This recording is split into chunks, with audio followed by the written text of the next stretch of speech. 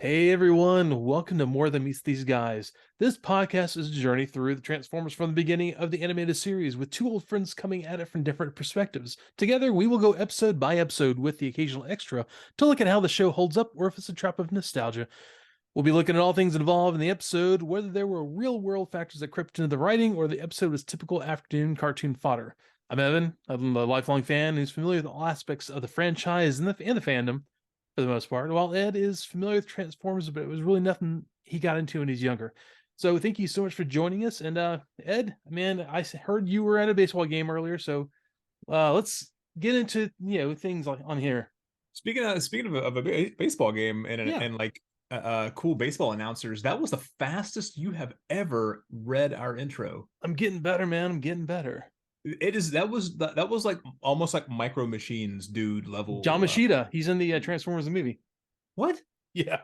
You're no, you're Nope. lying to me. He plays Blur in Transformers the movie What's his name? 1986. Blur. No, what's the guy's name? Oh, John Moschita? John Moschita. Yep. That's the Micro Machines guy. Yep. Pretty, Okay. pretty sure that's his name. Yeah. Huh. John Moschita. Yeah, and he is there, man. That's funny. If you're listening to this right now, I just want everyone to know that was not a planned thing. I had no idea that that dude played Blur, and that was nuts. I can't believe Yep. that came out. All things come back to Transformers. Apparently, all In the roads lead to end, it Transformers. because all roads lead to Transformers. You'll Yeah. understand that. Yeah. I Uh, did go to baseball tonight. yeah, man. It was to our local minor league affiliates. Yeah, I've I been to a few of believe those games. are what's up? I went to a few of those games. We went as with a company at one point, and it's kind of cool sitting in the back areas of the outfield. You know, they have the table set Mhm. up and everything out there. Have a beer to chill out with the hanging out with friends. Good place. I It liked was it. fun. It was fun. Yeah, we got there in the middle of the first, and it was already 6-0 for the visiting team, and that was I think it was 9-5 when we left in the seventh, and that pitch clock is insane though because like they were knocking out innings in like no time at all. Like normally baseball is a very slow paced game, and this was like basketball almost. It was like you turned your head and you missed 2 outs. It was insane. So Yeah. I mean, honestly, I can see that. It's a way where I think one of my biggest problems with telling people about baseball, and honestly, one of the biggest problems with watching baseball is it's slow, especially on TV. When you're there, you're in the crowd, it's a little different. But things don't always, work, long term the way they always work. I mean, speaking of that, I went to go see the new Evil Dead this week. And I honestly, for people who like horror, painful, heart-wrenching, brutal horror, it was pretty good, and it was a nice continuation, and it was a soft reboot for the series, and that got me thinking. We see a lot of reboots nowadays. Like people say, well, there's nothing fresh coming from Hollywood, and I guess to a point, but I mean, we there are so many people coming with so many ideas. So you got to say, what's really what can you get out there new, anyways? So yeah, it got me thinking though. Can you think of any like reboots, soft reboots, or harder reboots that worked or didn't work, and why you thought that? Dracula was a that's a good one. Well, like what, like the Bram All of them, every one of Stoker? them, every one of them is a soft reboot. Every one of them is a hard, Yeah, like actually a hard reboot of Dracula, and they're all and a lot of them are real good. I'm a huge fan of the Coppola Dracula though. I think the Coppola Dracula is the definitive Dracula, and I like it more than the 1931, the Todd Browning Dracula. I'll tell In you, man. every way, in every possible metric, I like it more. Even the Keanu. I was I thought, listening. man, you know what, dude, that dude's just immune to hate at this point. You I can't hate. know Yeah, you can't. you can like pick fun at his performance or whatever, but you dude, like, he's such a good dude that it's like He's people like get the new canceled for Oprah. like picking on him at this point. Yeah. So And it's one of the things I actually listened to someone talking about the movie. It might have been our friends at Real Phonies talking about it. How he may, or maybe not. I'm not sure. But he was trying so hard to have a cut British accent that it went overboard and it just sounded goofy and like he was trying so hard, but it just didn't work. didn't Francis Ford work. Coppola was like, the guy works hard, and yeah, but then again, at this point, he is like this generation's I don't know, a good analogy, like Fred Rogers. He is like he is It's a just a good super nice guy. He's Yeah. a generous guy. Mhm. He's a humble guy. So you can't not like him. That's true. Yeah, that's the thing, and so yeah, exactly. I like that movie a lot, though. I think it because it tells the Dracula story, I think, better than any other iteration of Dracula. I mean, I like the Hammer films with Peter Yeah. Cushing and Christopher Lee a lot too. Those are very dated. They look I don't want to say they look campy, but like they look like products of their time. They look like Mhm. like low to medium budget British films from the late 50s and the all the way through the 60s or whatever, which is fine. I mean, there's a place for Yeah. that, and I like that. They have a charm, Mhm. but yeah, it was like the Coppola version just came out, and it was so like immersive and period specific, and like every part was cast. So I mean, like Tom Waits is in it. Dude, Tom Yeah. Waits Renfield. He's so the best he's so Renfield. good.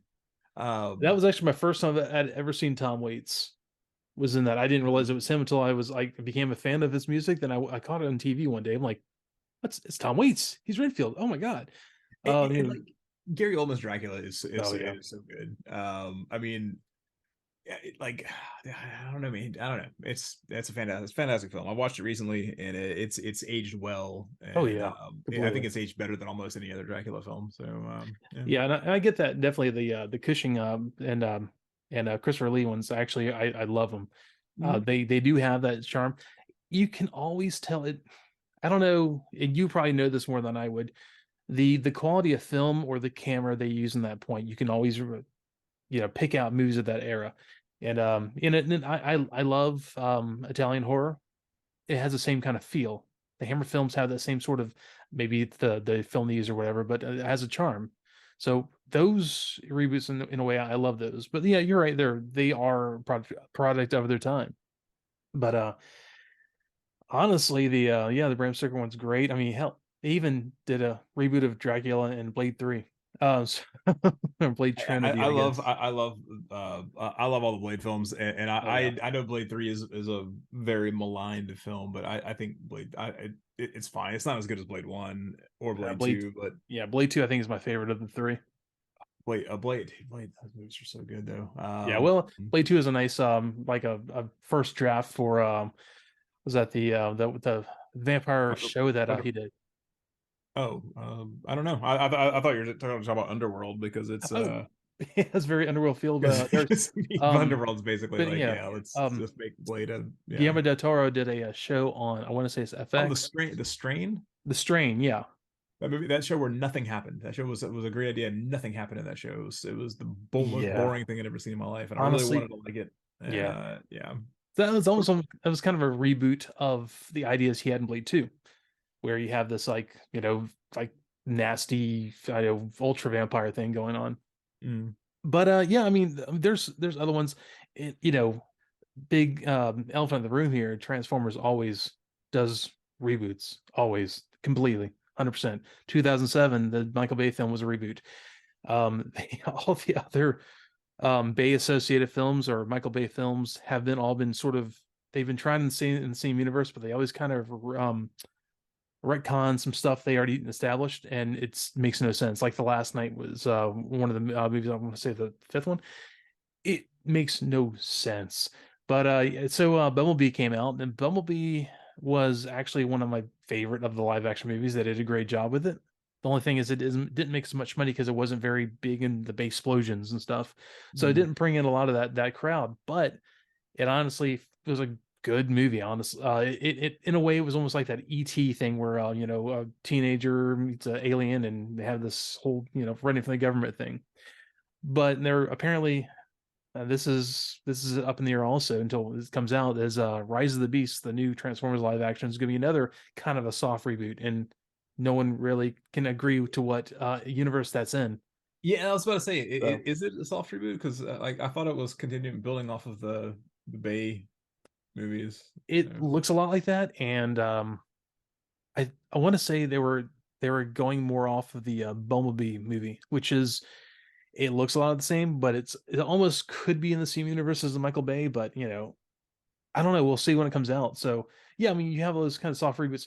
I mean, apparently the new Dungeons and Dragons movie, Rob, Honor Among Thieves, is kind of a reboot of that cinematic universe because the ones that came out in the was it late 90s, early Oh, 2000s, those were the like the awful. early to mid 2000s. Yeah, those were really bad. Yeah, the new movie was fine. I knew what it was going to be going into it. It was that contemporary way that people make action movies where they're just people telling jokes while green screened effects happen around them, which is like I guess the default way to make a movie these days. It's 90% the of the same movies, thing yeah. as yeah, it's the same thing as like Pirates of the Caribbean or Guardians of the Galaxy or any of those movies that are basically those same things. Jungle Cruise was the same exact thing. Jumanji is the same thing. Huh. Um, I don't think I saw Jungle Cruise. Jungle Cruise was Exactly what you think it is? it was like if you smashed up Raiders of the Lost Ark and Pirates of the Caribbean and put The Rock in it, and it was just him telling jokes with a green screen thing behind him, which is I mean that's fine to go and like okay cool whatever, but I Honestly, mean I yeah, wouldn't. that's another dude I just like. Also, just like he's not he doesn't have the Keanu Reeves aura about him, but just like Dwayne Johnson, he's just a good It's fine. dude. Yeah. Yeah, no, he's fine. He's totally fine. Yeah. Oh, you know another good reboot though? What's that? Dune. Oh, that's a great one. Mm. No, don't get me wrong. I love the old God, what I'm thinking blanking on his name right now. David Lynch. David Lynch. Thank you. The old David Lynch one. I love it because we grew up with it. I had a nicely done trade paperback of the comics when I was younger. It was really good, and but it's only like a tenth of the story. Or I like the David Lynch Dune, yeah. mostly for the visuals Hmm. because it that style of that they used in that kind of like dark wood and brass Hmm. kind of thing is very much a precursor to Warhammer 40,000. That was the design language of that really kind of informed the early Warhammer stuff, all that weirdo Baroque stuff, and Yeah. the dudes in the tanks with all that. Um, that was cool, and I But like that, but as an adaptation, it's kind of a failure, and as a good movie, it's also kind of a failure because I yeah. like it, but it's not terribly good, and it's very incoherent. I feel like it's one of Yeah. those things that if you have read Dune or you knew something you knew about Dune, that you can watch that and you're like, oh, okay, cool. This is like a cool like visual accompaniment to the things Mhm. that this book that I've read in the past or whatever. Yeah, it's missing all the Um, intrigue of the political stuff going on. I mean, really, and it's not missing all of it. It's missing like 90% of the political intrigue. oh, it's too short. I mean, Well, yeah, I mean, Dune needs to be like 12 hours long, like yeah, to capture all that stuff. And like I even I mean I love the modern one, but even that is like there's tons of stuff that's cut out of it that yeah. I don't know how much of it is like critical to the story, but It's world building. it's world building. But I like I think the new one was a much better movie, Hmm. and I think that it's going to be a lot more timeless, especially once the second part's out and you have the complete story there. Well, But with yeah, there's definitely things cut out of it. But I mean, there's parts of me that really enjoy kind of long for that that weirdo dudes in old school naval uniforms and mahogany and yes. everything being brass. I think that's cool. But Well, in that and Timothy Chalamet is actually more appropriately. He looks more appropriate for what Paul's supposed to look like, and nothing against blank on Kyle his name too. McLaughlin. Kyle McLaughlin, yeah, nothing against him, but the dude looked like he was 25, probably because he He's was. 25, dude. He looks like he was his 30s in that movie, Well, dude. I mean, still, if he's That's the guy supposed that to was be like born 15, old. yeah, yeah, No, that's very that's extremely accurate. Yeah. but yeah, it actually, I can't wait for the next one. Actually, that was one of the things where I went to go watch it. And I didn't know what my wife's going to think of it, and she's like, I can't wait to see the next one. Like, really? Oh, cool. We're on it. We'll go see it. No problem. I was about to make a snarky response to your thing there with when you said Timothy Chalamet was better than Kyle MacLachlan. I was like, well, that's because he's a better actor. He's really not though, because Yeah. Kyle MacLachlan is a fine actor, and Oh I don't want yeah. to take it. He's been in a lot of really good stuff, and I don't want to And take I, it. I, I I love me some Twin Peaks. So The Peaks is very good. and find a cup of coffee. Blue Velvet. Oh, you Blue Velvet, God, yeah, find that ear I in think in the grass. I think the key just is him working with David Lynch. Yeah, there's some directors who have a core group of people they work with. I mean, Tim Burton the same way. Tim Burton always loves to have Johnny Johnny Depp Depp. and Johnny Depp. Helena Bonham Carter. Helena Bonham Carter, all those people. He's Are you got having a problem remembering names tonight? I am. I'm getting old, man. This is I've been a long week. But I mean, there's some directors and writers have that. I mean, look, I mean, obviously Kevin Smith has his friends, but he also has people he's worked with who like come back and do things with him because it just it's kind of that group. They all know him. They're all friends. They all come back and work, and I feel like that's what Tim Burton is. I'm pretty sure Dave Lynch in his weird eccentric way. It's the same way. So yeah, there's nothing wrong with that. It's just the way it is. No, that's fine. I mean, Yeah. it's yeah, no, it works. Gatekeeping. No, but what also was needing a nice reboot is the whole Atlantis story. So so Does it though? no, it doesn't. No, Now man. so we are on episode 9 of season 2. We are making it through. We are almost a quarter way through season 2 already. Atlantis Arise. All Yeah. right. The Trudge. So This this is is another our Doug, this is a Doug Booth episode. yeah, Dougie Booth, he's back. And I like, okay, first of all, the cool thing about this is once again in this episode, narrator's bringing us right into the story. We're not messing around, we're not doing something silly to get into it. The Decepticons make an ominous discovery. We hit the ground running with this one. Yeah, we do. And look, I love the fact that the Decepticons are always trying to do things like Soundwave's trying to do something. Starscream's trying to usurp Megatron or do something else, but this whole time, like Soundwave, who you think Megatron would trust, says, man, Megatron, you come look at this. And Megatron looks at it and says, how dare you disturb me to watch a travel log? A travel log. A travel log. He's got another another bird cassette now. That's the bird the cassette that came with Soundwave actually is Buzzsaw. Yeah. That's Buzzsaw. Okay. He's been in another episode, but yeah, he kind of trickles in randomly. It's like Frenzy trickles in randomly through the episodes, just never get introduced. But I gotta say, there's always this little talk of people always get wrong, like Ravage. Some people say he's a dog. He's not. He's obviously a panther. There's some people. Yeah, I know. Some people say the things are. Anyway, so you never really get what the cassette birds are. Again, people think they're falcons or they're eagles or whatever.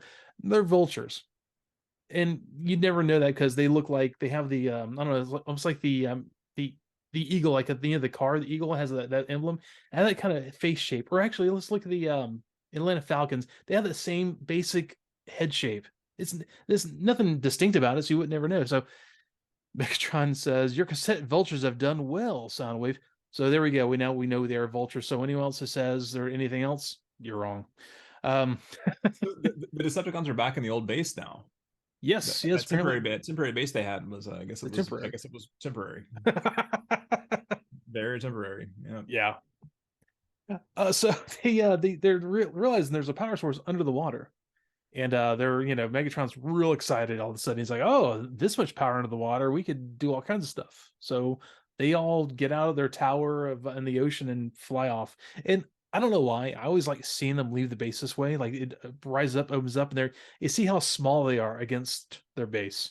The scale's kind of nice. It is pretty cool. So, but they find Atlantis here though, and it's like yeah, but it's like, see when they first panned over this, I thought they were just panning over the Decepticon base again because Atlantis apparently is some futuristic city.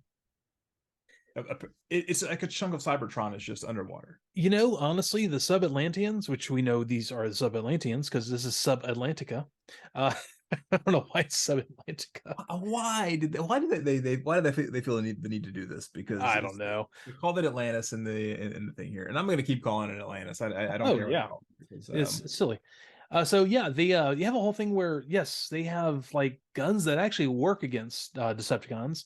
So yeah, 3 little fish Hydra looking deep ones I mean, I'm going to call them deep ones at this point. They show up and they start talking to the Decepticons, and the Decepticons, don't. Oh, actually, before that, the three jets fly underwater. Obviously, They're flying underwater. Yeah, there's no movement penalty at all for these no, guys flying not at underwater. all. But so these dudes come out, these Atlanteans come out, and they're looking like that dude from Dragon Ball Z. They're looking like Piccolo. Piccolo. These three Piccolos from Dragon Ball Z. This dude comes out and he's like radiating telepathic energy. He's Aquaman.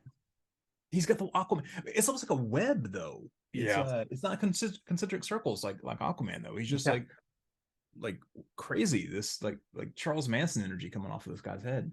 By the way, before as we go through this, I was talking to Boo from the Axel and Underground. He actually let me know a bunch of the stuff. There's a bunch of extra stuff in here, including a long interview with Wally Burr, who's a voice director. Who, by the way, Wally Burr, the voice director of all the episodes, he's actually the voice of Nurgle. They say it Nurgle, but it's Nurgle. Okay, so this guy's name is Nurgle, which is I don't know how well versed you are in. What's that? The god of decay. Nurgle is the Mesopotamian god of the dead. Well, I thought you were going 40K. Oh, well, this is most likely this is Nergal, Nurgle, which is but Nurgle from Warhammer 40,000 is actually he's the god of pestilence and disease. He's one of the four chaos gods. Actually, I think if I'm not mistaken, the script is Nergille. So I don't know why it's done that way. It would make sense with the Mesopotamian god of the dead, but they're not dead, so maybe not. It just sounds funny. It's also the singer of the black metal band Behemoth. His stage name is Nurgle. I actually have heard that. I don't know where I've heard that. They're real good. If you like black metal, which I do. Sometimes depends on the mood. So you only need. Well, the thing is, you only need like 3 black metal bands. You only need like. You're not wrong. You only need like Dark Throne and like Early Mayhem, and then pick like 1 or 2 others that it's like white noise after a while to me. So yeah, there's this squabble breaks out, and and after Megatron wants to work together, Nurgle sends messages that sound like Alvin the Chipmunks on meth, but apparently it's scrambling the message. But if you slow it down and change the pitch of it, he is actually saying, "Never mind, put your weapons away. We don't want them on guard." It legitimately says that if you slow down and change the pitch. No kidding. Oh, yeah, so like Boo was telling me about these things. So it's a legitimate. Every time he does that, it legitimately is a message, and they're actually pertinent. They're not just rambling words. Okay, so cool. All right, but we gotta talk here. We gotta have a talk here though, because so big boy talk. Let's do it. Come on. So they say that this dude Nurgle is communicating telepathically, but okay, this presents many problems here. Okay, first of all, his mouth is moving while he's communicating telepathically. That's like somebody that's like that they're whispering while they're reading a book. Okay, so I don't have problems. As my son would say, this is sus. First of all, yes, we also play Among Us. So I love Among Us. So do we actually. We'll play it Saturday nights a lot. Anyways, I actually, it makes so much sense because you're underwater. If you ever tried talking underwater, it doesn't really talk underwater. You can't talk underwater. This guy grew up underwater. He's from underwater. Yeah, but thing is, they're not from underwater. He could be saying it's like someone doing sign language and saying things while they're doing sign language. I mean, he's just going to do it, but he's also trying to communicate to them. So, but if you natively communicate telepathically, yeah, then why would you? Does he even have vocal cords? I mean, he's a fish man. He's a deep one, man. I don't know. Maybe. Why would he have vocal cords? Second of all, okay, let's go Second of all, maybe he's breathing. That was the comedy. He's running water over his gills. Did you ever think of that? I did think of that actually, but I didn't see any gills here though. This doesn't show you his gills. But that was the comedy option. The serious option here is, and this is the existential option here, is that he's telepathically communicating with robots. Okay, I'm good with you. Telepathically Because like telepathy is that's like a mystical thing. That's brain to brain. These guys don't have brains; they have computers. We've talked about this before. Okay, okay. Well, I hear you. I Hmm. understand your concern. Yeah. I will retort this by saying, in this tech spec, Soundwave can actually hear the whirrings of the brains of other transformers, and it's almost akin to telepathy. He is so Almost. good, but He's It's almost akin to telepathy. He can tune in to the frequencies of of the brain, Nergal. which is the computer of another transformer. Okay, we're also talking about something that's not real. No. You can't. No. You can't use that. That's a Okay, well, cop I out. won't You can't cop use out. I that. won't cop out with Yeah, that. you can't. No, Okay. that's So like I am going to I'm going to posit this then. If you don't let me cop out with that, I will posit this. He is not truly doing telepathy, but he's doing like water waves or something like because how did the fish understand Aquaman? They don't speak Aqua or Atlantean. he used telepathy. Okay, how do you make them understand what the words mean when they get to them? Because Because look, he's implanting ideas in their head. That's the thing. I see. With telepathy, Okay. it's not like you don't necessarily. I don't think you necessarily. Well, depending on the mythology here, but like I don't think you Hmm. necessarily need a common language because you're able to implant like an idea Hmm. directly into into that person's brain or their So thought processes. okay, so they're basically they're going below the surface and just planting an idea in the brain of a fish that says, "Come rescue me! I'm dying because Atlantis is under attack." Yeah, Okay, so you're planting that whole. You're just telling them then. That's all you're doing.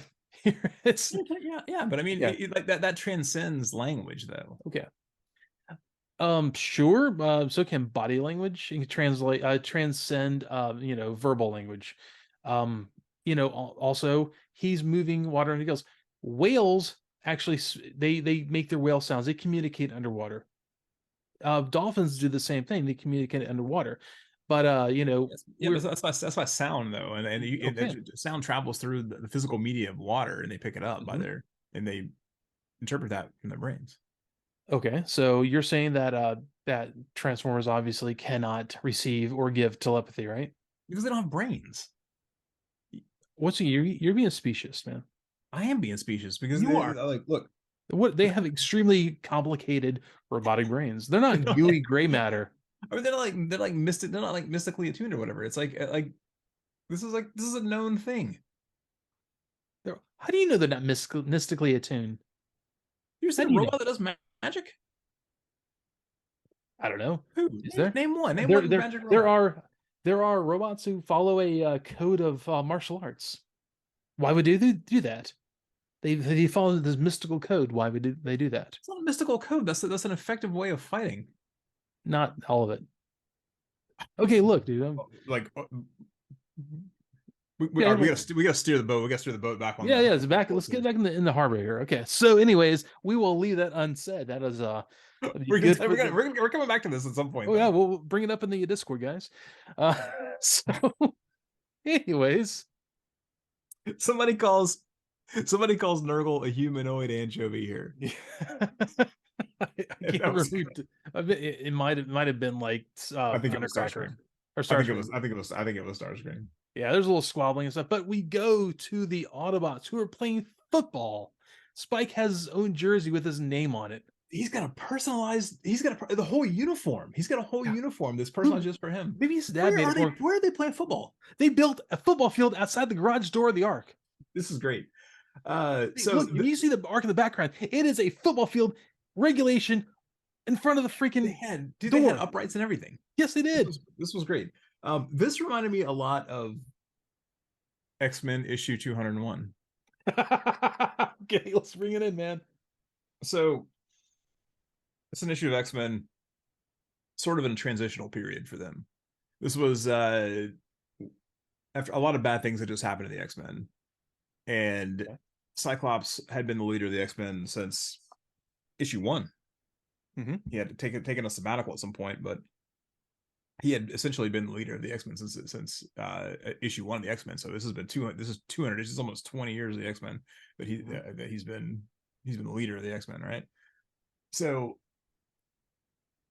there's basically like a vote of no confidence in him, and Storm decides that she's going to challenge him to a duel for the leadership of the X-Men. And Storm had no powers at this point. That was the big problem there, Ah, because she had been shot by this ray from Forge and had no powers.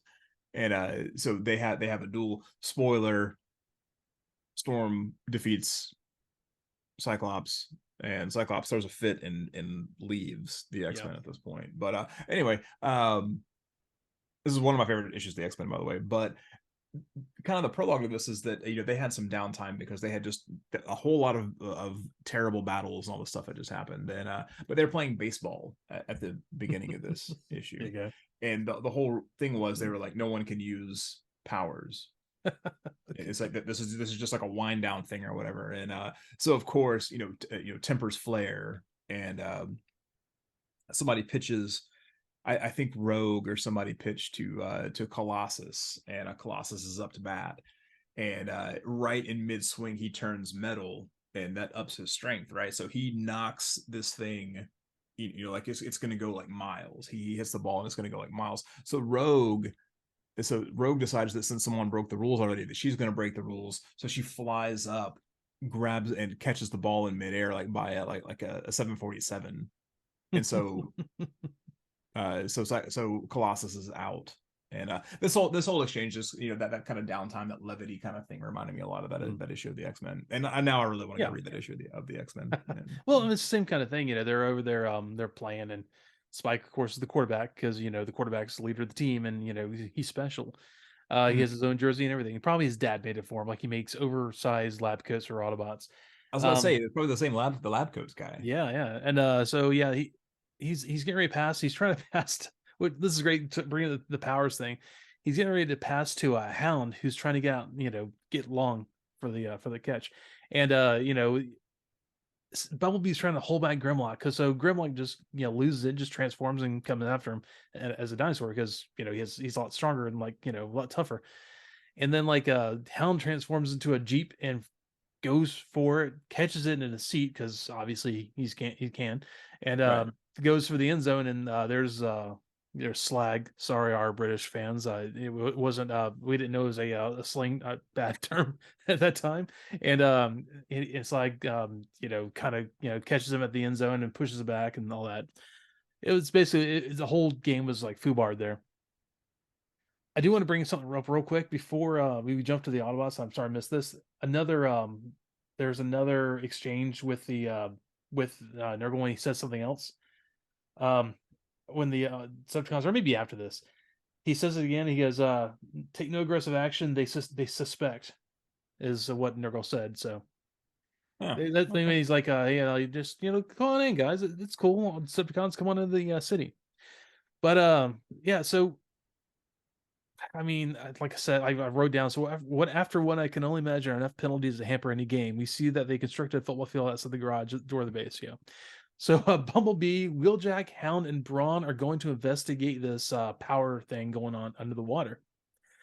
I don't know why just them, because obviously they need more Autobots than just that to investigate this city under the water. And So Spike comes along. Optimus Prime asked for volunteers, and they're the ones that volunteered. Wheeljack agrees to go, and he says, "Count me in, Prime." But the subtitles here say, "Count me in, Frank." That was pretty cool. That's Optimus's middle name. Frank. I guess Optimus Frank Prime. OFP. So yeah, Spike comes along because the usual level of endangerment isn't enough anymore. He's needing to be crushed by sub-Atlantic pressures. Dude, oh man, they just let him go. It's fine. He had his hard hat on. He changed out of the uniform. But they go ski down to where the energy is, and then they dive into the water. Did you catch this though? Hound, who is a military jeep, Puts up his cover. like a cover comes up and like glass comes up and it waterproofs the cabin here. There's nobody in there. Why did he do that? He just wants to keep his seats dry. I don't know. Dude. Yeah, I did notice that. It's kind of neat little, neat little, I guess, detail there that didn't really need to happen, but it happened. Like, why do they bother to animate that? So they get down there they get down there to the ocean floor, and they're having no problem moving around down there. There is zero like like hindered movement from being underwater in this entire episode. It goes on and on and on. Spike changed into like a skin diving suit in the car. He did. He had skivvies on in an O2 tank and goggles. By the Mhm. way, we're to understand that this is the deepest part of the Atlantic Ocean. Oh yeah. They said Yeah. that in the episode. So he's down there. Apparently, pressure does not bother him. He's not Oh even going no. to get the bends when he comes back up. No, this dude's like Jacques Cousteau over here. This dude knows what's up. Yeah. So they go to investigate, and they we got underwater air pollution because they see the jets come out. I think it sounds something about underwater air pollution because yeah, that makes complete sense. So, Spike also knows immediately. He's like, oh, this is the city of Atlantis. Atlantis. Everyone knows it. Come on, dude. When we were teenagers, we heard about Atlantis. Oh, dude, Yeah. dude, I knew all about it. I mean, there was that one Hardy Boys episode where they found Atlantis, man. I was like, dude, I was all up on it. So if you were in Spike's place, you would have been crushed already. But if you weren't crushed by the depths, yeah, you would have exactly like, yeah, that's Atlantis right there. I know it from my little goggles I'm wearing in my O2 tank. Oh And yeah. they had some weird looking What other fish. city can it be? I don't know. I Lemuria? always laugh at part gosh, what's the show that has Futurama? God, the Lost City of Atlanta. Atlanta. So that was one of my favorite episodes. So yeah, they kind of found out what's going on, and they actually do the smart thing and try to get out of there, but they're actually being overwhelmed pretty quickly. And I don't know why they all go into a cave, and Wheeljack's like, "I'm gonna take care of this for you guys," and shoots a missile, caves the cave in. The door of the cave is knocked in, and they basically take Wheeljack. And what he says at this point, Nurgle says, "Take the Autobot to my laboratory. We'll use them to develop weapons against the comrades and against our Decepticon allies." Which this time Soundwave slows down and replays. Which Yeah, he got found out. Yep. yeah. So they're like, all right, Soundwave can do it all, man. He's the best. Yeah. He's the best Transformer. Period. Yeah, pretty much. But So the Atlanteans. Autobots. What's up? Sorry. Yeah, go ahead. I'm good. Oh, the Atlanteans are about to leave here. Though they're about to take off with this with their city. They're gonna leave with the city. It's like a giant floating city, or I guess. But Nurgle says, "Fire the hydro thrusters. Fire the hydro thrusters." So if they're hydro thrusters, obviously they use water as propellant. That's what a hydro thruster is. It's like a jet boat. It's a term. term. But he's saying fire the thrusters, and because my problem here is it reminds me of like my one complaint with the Lord of the Rings movies is every time there's like a whole like unit of archers, like there's like like 500 archers on like the wall of like Helm's Deep or whatever, right? There's always a dude that comes out and yells fire, and like, okay, bro, you don't fire an arrow. Release. You shoot and yes, you release, you shoot, or you loose an arrow. The command should be loose. Game of Thrones went all in on that. Like, you ever watch Game of Thrones? Every time there's archers and loose, that's totally cool. They totally corrected it, and I appreciate that. It's kind of like how in for a million years in Hollywood, in action movies, dudes would never reload guns, right? Oh, sure. Yeah. You're not wrong. Like every action movie from the 80s, no one reloaded guns until Desperado came out. And Desperado reloaded. That dude would shoot like 2 rounds and then he would reload guns. He was making up for everybody else that didn't reload. He was making up for Stallone, who never reloaded. Yeah, Antonio honestly, Banderas, like Antonio Banderas died for your sins in those movies. Basically, is what I'm saying. Yeah, he did. And honestly, the whole thing with the idea that having to reload, it never comes up in these either. In any of these cartoons, they're shooting lasers for days. Oh, it's lasers though. Lasers run off the internal power. Well, yeah, and then every so often they'll be like, oh, I'm out, just to make it like the tension rise for that one scene. Yeah, when it's dramatically appropriate. Yeah. So, but yeah, you're not wrong. And so yes, fire the hydro thrusters. Man, you're being very pedantic tonight. You want to start? You want to talk about mail armor? You want to talk about chain armor Let's next? not do that. No, it's chain. What? Yeah, it's How plate. much time you got? Well, I don't want. I want to get to this tonight because I know. You want to talk about X-wings and hyperdrives? Yo, dude. Anyone who knows Ed, anyone who knows Ed in real life, you know the whole argument about X-wings and hyperdrives. He will posit that no X-wing has a hyperdrive. X-wings don't have hyperdrives. Well, I'll talk No about it matter, later.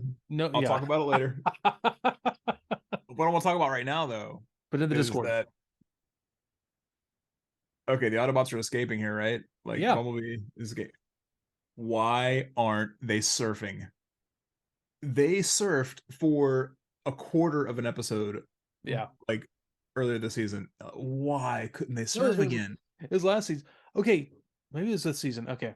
Anyways, so besides all that, Wheeljack sealed them up in a cave. Mm-hmm. Apparently, that was great. They came out of the cave with no problem. Yeah. So I was thinking like he's gonna seal a kid, a 15-year-old kid with a O2 tank, which is gonna run out soon, in a cave underwater. That's awesome. Soon, that thing should have been. Those things have like 45 minutes of air, dude. I mean, come on. Well, if it was dramatic, it would have run out of air. So somebody says surfs up right after this. Right after I wrote down why aren't they surfing? Somebody goes surfs up, dude. And The cowards aren't surfing. These cowards are not giving people what they want. The people want surfing Autobots once again. well, they're not going to get it. They're going to get Autobots on skis. That was all. That was not quite as cool. Well, I guess once again we're in the days of hydrofoils, so it'd be cooler if it was on hydrofoils. But here we are. I mean, come on, Cobra had a hydrofoil. They always use that thing. They love that thing. Weird, cool boat. But so I yeah. love the Cobra Hydro. Oh yeah, everyone should have in that time. It was great. So the Decepticons are on the Atlantis or Sub-Atlantica or whatever you want to call it. Atlantis rises to the surface of the ocean. No problems. And they've got the thing loaded down with cannons. They've been planning this for a long time. They've been down there smelting ore from their power reserve stuff, and they are ready to go after the surface world. This is completely Submariner. How long have they been there? I don't know. Maybe they've been like inbreeding for like 100 years or so. Who knows? Where are they from? They're the deep ones, man. They're from Yeah, New but I England. mean, like that. Where's that city? Is that city like from somewhere, like from another planet or something? Like, Um, it pops hey, up out of the water though, and yeah. they're floating away. And like Bumblebee has like a grid that he looks at, and he can just tell exactly where they're going. It's like, oh, hey, they're going to Washington D.C. Well, you can kind of gauge which direction they're heading. What general direction. You think like okay, they're going to go towards a major city because Washington D.C. is obviously on the water, as we all know. If you've been to D.C., Obviously, right on the water. So yeah, obviously they're going to go to Washington D.C. obviously. But yeah, so they're going to start their worldwide conquest by conquering DC, and it makes sense. I mean, you think about it, if you're going to start to take over the world, you're going to cripple the United States because all the other currencies in the world are kind of based off the American currency, disrupt the whole world, and there you go. It's not a bad plan. Or we may be very full of ourselves, but that's honestly true. Um, so the It's a seventh, real world factor that crept in the episode yes, here. it is a real world factor that crept No, into the episode. no, you're absolutely right. No, it Yeah, absolutely is. So but the city that looks like Atlantis looks like Howl's Moving Castle, though. It looks like it totally does. It's great. I love the aesthetic of it. yeah, yeah. It actually was. Yeah, no kidding. It actually was very cool. Yeah, like I said, this episode is a lot better than I remember. So yeah, they're going there. There's a sub. Okay, there's an Atlantean. I'm not going to do the sub Atlantean. There's an Atlantean down there, like a red shirt guy, installing already a shield generator for DC. They're going to envelop all of DC under a Oh yeah. dome. Oh yeah. And This is cool. and yeah, so Megatron tells him to turn it on. He says he only takes orders from Nurgle. Megatron and he have a stare down. The fish boy's like, all right, I'll turn it on. He was going to turn it on anyways. So the subtitles here, when he says, "I want to take orders from King Nurgle," the subtitles called him King Nerdy. And here, Optimus Prime, he's gonna send Bumblebee and Spike in to rescue Wheeljack. Once again, Optimus Prime endangers children. This dude send Spike. Makes Dude, no sense. he sends him into danger zones every episode, dude. He's a real bad dad. He's a real bad He's dad. super bad dad. Yeah. But so I love that they're right. There's a fight on the National Mall, and Helen actually nails Laserbeak squarely. Like he takes him out of the sky, and yeah, they blew him up. solid. Yeah.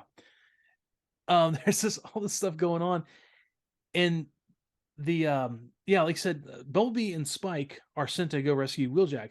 They go down this manhole cover they found in the middle of the of Atlantis, Yeah. and I mean, honestly, good move on Soundwave. He's like, hey, go, Ravage, Rumble, go down there and take out Bumblebee and Spike, and kill the kid and the Golden Boy there. So they get down there, and they're kind of creeping around, trying to, they're trying to rescue Wheeljack. Starscream is also down there, and Starscream is doing something to Wheeljack. He's like rewiring something, and it never really says what he's doing. Yeah, they didn't really. I don't think they explained that very well. He was also there was a couple of frames where he was miscolored really Yeah. weirdly. He was like maroon colored Yeah. for a little bit. That was pretty weird. I think they're though the effects on him stuff, they probably like get a little weird, cross There's wires there. another subtitle thing here where Nurgle said something. He called himself I Nurgle, and the subtitles called him Nerd Gill. So maybe he does have gills. Maybe he had gills He anyway. doesn't have to show you his gills. Yeah. You're the gill inspector?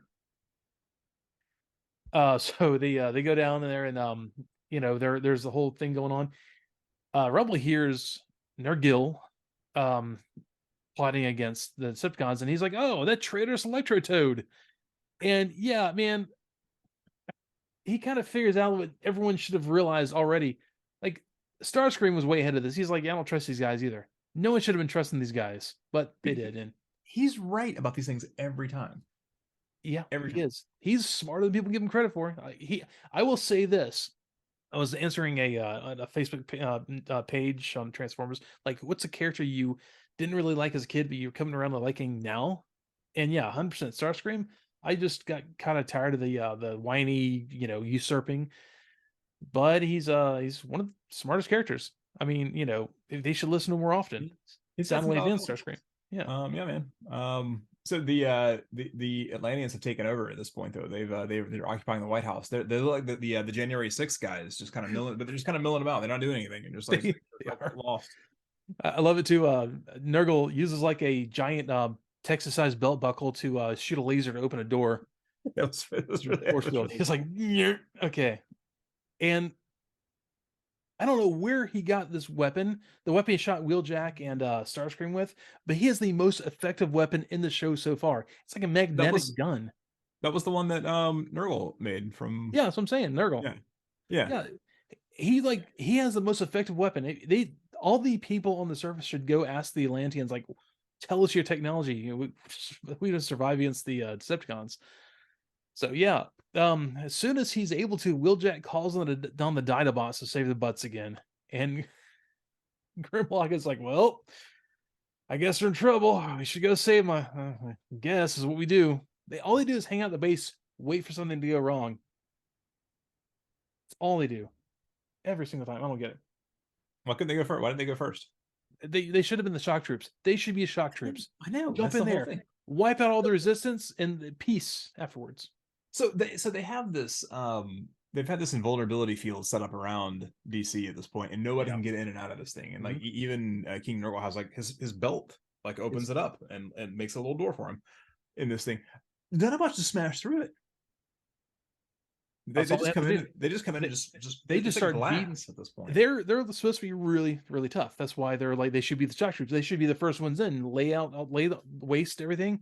Dude, they just smash through this thing. But there's something here though. Like all right, so Megatron and Grimlock have this little duel, this little one-on-one combat here. Here's the thing though. Okay, so like Grimlock comes out, and Megatron's like, "Oh, Grimlock, what's up, dude? Let's throw down."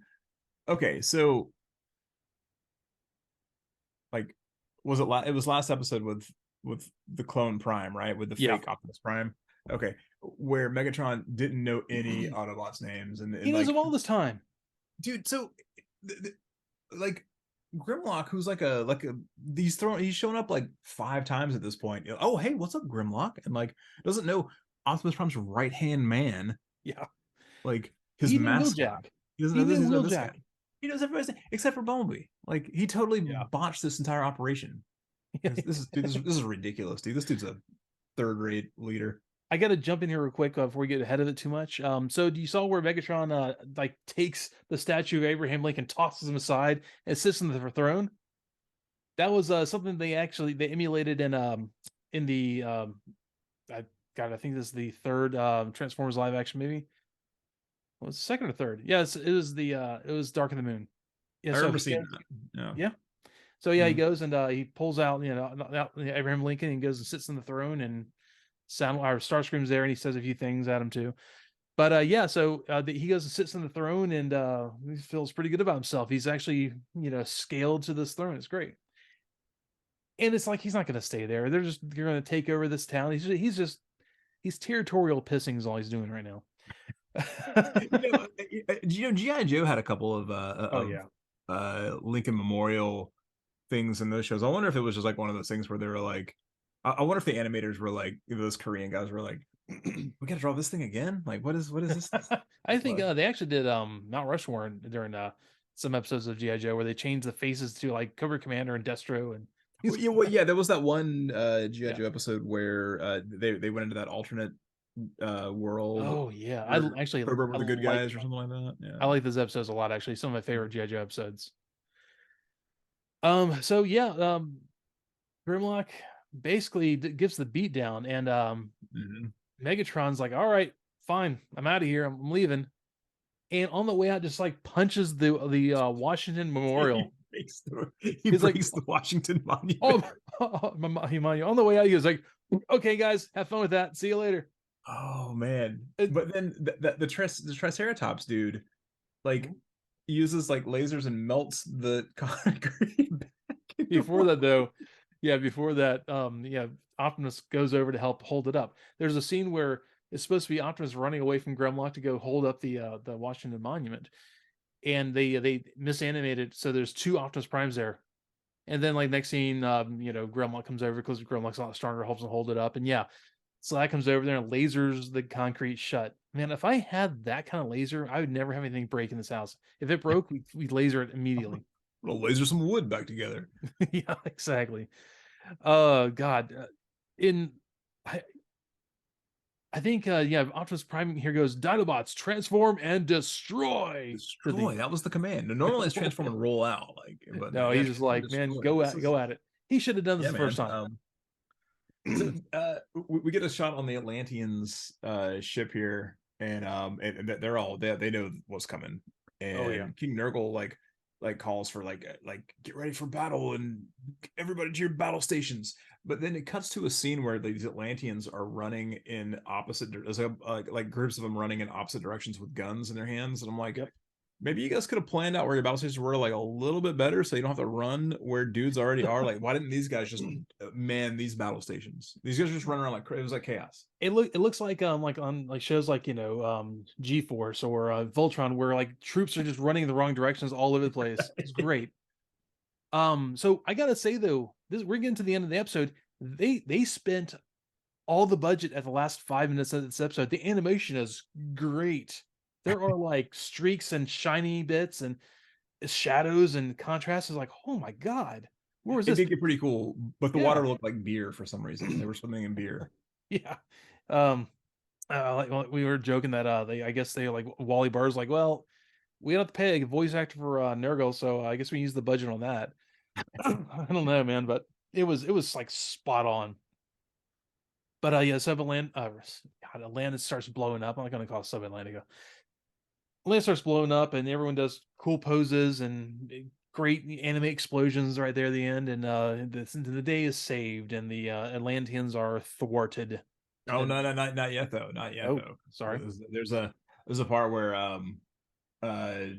Nurgle's going to do something, and Spike's voice got like he was going through puberty, and he's like, "We gotta stop him." And it sounded like what it reminded me of was Fast Times at Ridgemont High, but like the TBS clean edit version of this, not the original version. So like, where you know, where like Damone sees Forrest Whitaker's Camaro, and he goes, "Nice car, buddy." And in the real version, Forrest Whitaker goes, "Don't f with it." But he says the actual word. We're a PG show, Yeah, so yeah. he says the actual word, "Don't f with it," just like that. But in the network version, it got real awkward here because they didn't just change that word; they got somebody to completely redub that whole line, and the person's voice does not match Forrest Whitaker at all. And he goes, so it's like Damone comes up and he's like, "Nice car, buddy," and then Forrest Whitaker goes, "Don't fool with it."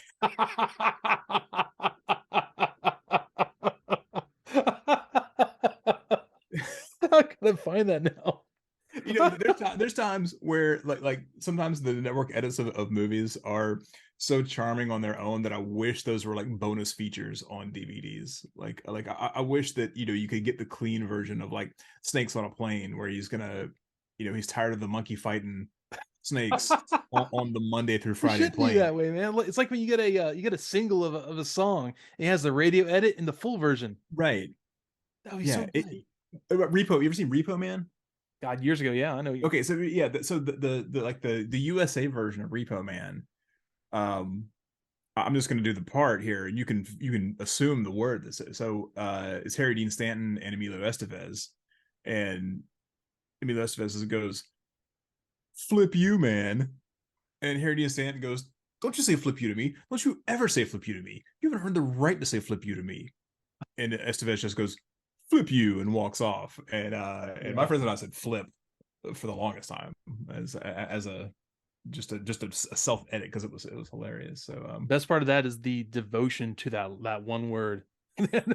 All of that. yeah, yeah, man. So Nurgle drops a screwdriver in Energon pit here, and that's real bad. That's apparently the worst thing you can do here.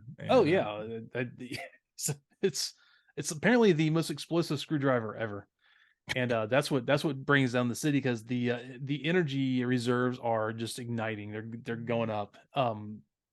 I don't know. Maybe he had a spark somewhere with that screwdriver, and I don't know, or you just can't put a screwdriver in a well, the vat of problem energy. is I think he was trying to use a flathead in a Phillips head pit of energy, You and it's think just not going to work. you think Cybertron is metric or standard? Oh, dude, they're definitely metric. Yeah, I think so too. Yeah, Maybe hundred that was percent. maybe that was the problem. Maybe the Yeah, yeah. Atlantean screwdrivers were some other SAE. measurement. I don't know, man. Yeah. So so the city just sinks, and but like they're like, oh, we're not going to see those guys again, dude. There's a civilization of fish dudes right there off the coast of DC that want to rule the world. I think might be a problem. This Oh, may it's be a definitely a priority problem. that you need to deal with here. There's no maybe to it. That's a problem. Like let's deal with this. Let's send some dudes down there. Yeah. You got any submarine transformers? Some sea spray No. down there, maybe. Well, I mean, he's a hovercraft, but obviously it doesn't matter because there's no problem with like It's the movement friction underwater. underwater. Yeah, they just like drive in the on the water tension, I guess, underwater. So yeah, that's not even not a problem. So there's that. No, yeah, that was it. Yeah, That was totally it. So what a you know, bizarre episode of this it show. really was. I can't, man. Like I can't hate on this episode, Yeah. but I don't love it. Um, like I had I had fun watching this, but it just didn't. I don't know, man. There wasn't like like that ace gimmick like the barbarian on the woolly mammoth, Yeah. because that's still my favorite thing in all of this entire series so far. Uh, Kid Brain, Kid Brain's actually pretty into this one. Hmm. We had the Dinobots. Um, we had a lot of battles. We had underwater stuff. Underwater stuff was cool when you were a kid because I Yeah. mean, every kid wanted to be a scuba diver at some point. Especially if you lived where I grew up, which is Hmm. on the East Coast and the Gulf Coast. It's you wanted to you wanted to be in water. So that was cool. And I said Jacques Cousteau earlier, and I watched a lot of Jacques Cousteau when I was a kid. I loved that kind of stuff.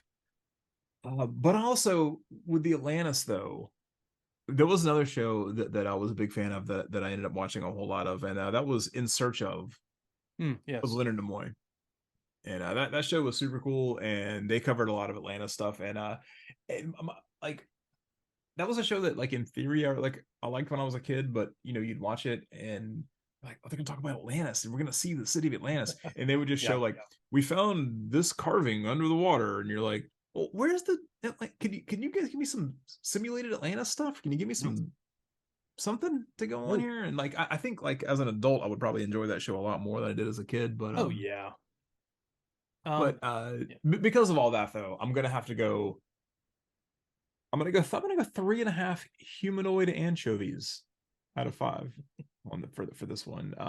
Adult Brain, as sort of a contrast, I wanted to like this. It had a lot of Mhm. elements that I wanted to like, but I don't think they really came together like I really kind of want them to come together. Like Yeah, there I was get that. real HP Lovecraft, like like Deep Ones. There was like stuff with Atlantis and uh but I don't know, I just don't really feel like it like coalesced into like a like a classic episode, like uh cowboys charging against bikers on motorcycles. But so Adult Brain's gonna go 2 black metal dudes named Nurgle and corpse paint out of 5. Sounds good.